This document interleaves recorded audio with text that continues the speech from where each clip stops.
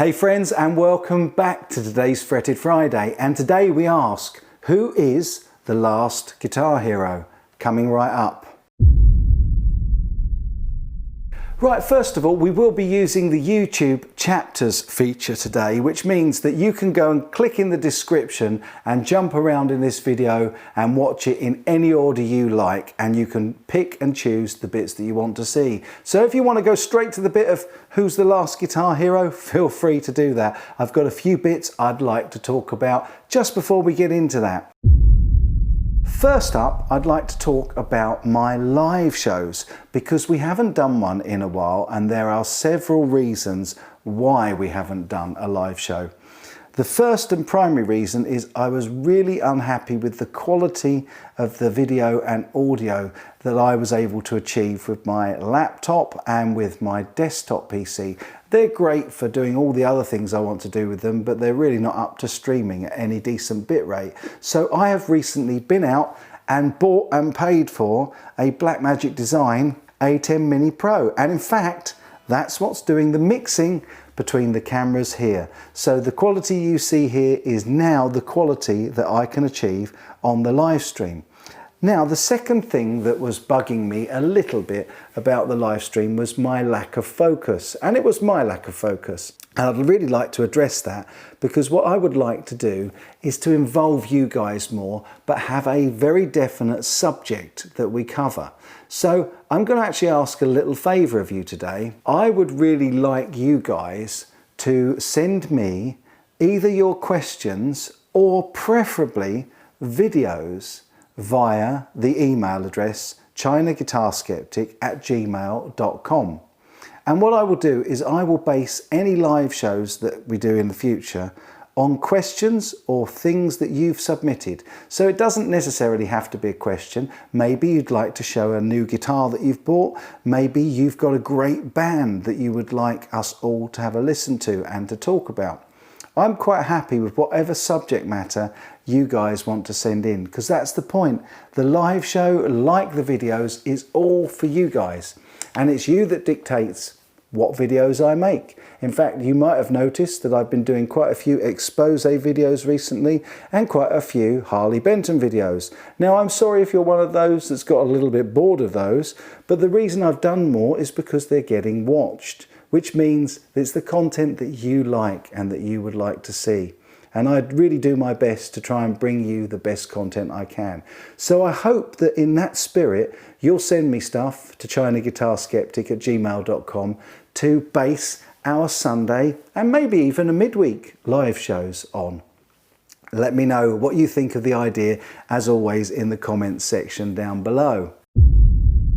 Now, second up today, we have this, the Danelectro Back Talk. And I've been having a bit of a noodle around with this pedal this week. And in fact, I even put a video up on Instagram.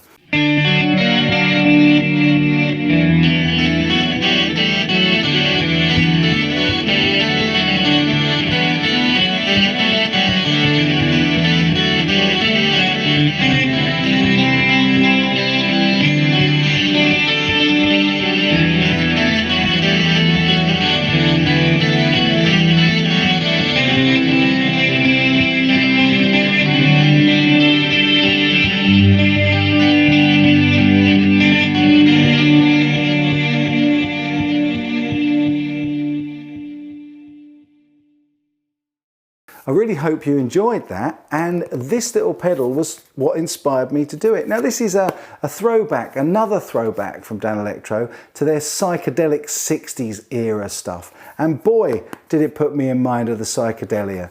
And really good fun playing with this week. So what is the Back Talk? Well, as it says on the box, it is a reverse delay. And that's quite a unique little sound. And it really does put me in mind of kind of the sort of acid generation, and it's quite fun. It's quite fun to noodle about with. Not sure that it's in the price range for every budget, because it is 174 UK pounds, which roughly translates to 194 euros, which is around 200 US dollars. So again, not the cheapest pedal, but great build quality, great design, and it's very, very reliable. It does exactly what it says on the tin. Let me know your thoughts in the comment section down below, as always. So, following on from the sale of Kurt Cobain's $6 million Martin guitar, I asked you guys what you thought would be the most expensive guitar at auction if you could buy any guitar in the world ever. And you come up with some really great responses. You said Paul McCartney's Hofner bass, Jimi Hendrix's Woodstock Strat, Jimmy Page's double neck or black Les Paul, John Lennon's 325, Brian May's Red Special, Bruce Springsteen's Esquire, Billy Gibbons' Pearly Gates, Willie Nelson's Trigger, Dick Dale's Strat, Buddy Holly's Strat, B.B. King's Lucille, and Joe Perry and Slash's Les Paul that they kind of swapped around for a bit. Well, they were a great list of guitars, and I would really like to know and do think that it would be a great idea to put up a poll on the website.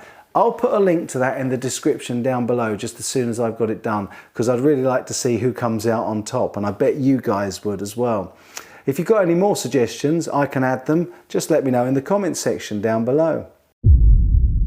All the guys that you listed on that video are understandably huge guitar playing names, and they've built up a reputation across the years on massive recordings and live gigs, and those guitars have appeared on multi-platinum iconic records and been played live all over the world. So I totally understand why they're on the list, but it got me to thinking about all those people that are guitar heroes, and we don't seem to have very many these days. Obviously, we've got the likes of Ed Sheeran playing his acoustic and filling out stadiums, but stadium rock bands seem to be few and far between, and they tend to be the older generation. In fact, the last one I can really think of, you could count, I think, Extreme and Nuno Bettencourt, but really, for me, it's probably Eddie Van Halen was the last true innovator and bringing up new ideas and in a massive stadium filling rock band.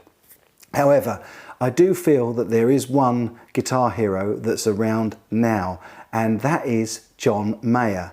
And why is that? Well, it's a very, very simple answer in my humble opinion, because he was recently doing a YouTube interview which was covered in an article by Music Radar, where he said something that I've long said about songwriting, and I think this hits it on the head for why John Mayer is a huge stadium filler. And that is, he doesn't write and play to be a guitar player. He plays and writes and uses his guitar as a conduit to create great songs. Yeah, for sure, he can shred and he can improvise so that all of his concerts are a unique experience. But fundamentally, what he says is, when you write a song, if it can't be played on just an acoustic guitar and voice, or as I always say, on acoustic guitar or piano and voice, then he kicks it out. And 4 out of 5 songs that he writes go in the bin because they don't fit the bill. Now, that doesn't mean to say they're not great songs, and it doesn't mean to say that writers who don't write that way don't write great songs.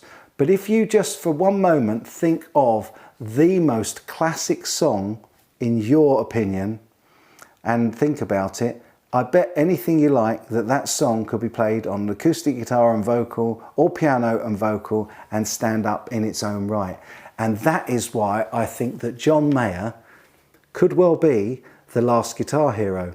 The Beatles always wrote like that, and I've long taught all of the students that I work with on singing and writing songs that the key thing is, does it stand up on just a piano or just acoustic guitar? Let me know, as always, what you think in the comment section down below. I'd be really interested in reading that and finding out what you think, and I'll reply to as many as I can as well. I'll also let you know when I'm going to put up that poll of the other guitars. Lastly, I will look forward to hearing from you about your ideas for the live streams, and if you really would like to see the return of the live streams, I am counting on you to send in some stuff before I make any moves. If you've enjoyed this video, please don't forget to give it a like, because that really helps the channel. And if you haven't already, then it really can't hurt to subscribe. I'll be back just as soon as I can with the very best content that I can, but in the meantime, this Fretted Friday, have yourselves a great weekend and take good care.